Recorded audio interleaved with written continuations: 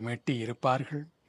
இது நான் வாழும் காலம் வரை தொடர வேண்டுமென்று அந்த எல்லோருக்கும் பொதுவான இறைவனை பிரார்த்தனை செய்கின்றேன். இது எனக்கு 3வது அனுபவம். ஆம், செத்துப் பிழைப்பது.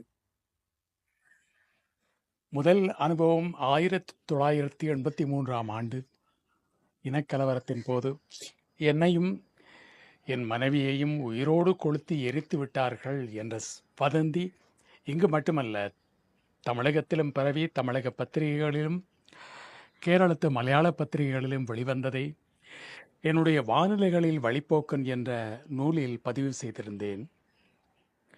2 ஆண்டுகளுக்கு முன்பு தமிழகத்தில் யூடியூப் தளம் நடத்தும் ஒருவர் அதிக பணம் வருமானம் ஈட்ட வேண்டும் என்ற பேராசையில் என்னுடைய படத்தை போட்டு பிரபல டிவி தொகுப்பாளர் மரணம், கதறி அழுதது குடும்பம் என்ற செய்தி பதிவு செய்திருந்தார்.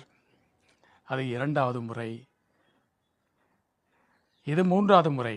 ஆகவே 3 முறை நான் உயிர் தெழுந்திருக்கின்றேனா என்று நகைச்சுவையாக எண்ண தோன்றுகிறது.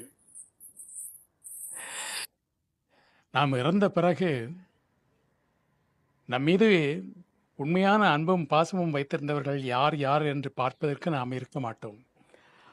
ஆனால் வாழும் காலத்திலேயே ஒருமுறை அதை கணிக்க, அதை அறிந்து கொள்ள இறைவன் கொடுத்த சந்தர்ப்பம்தான் இது.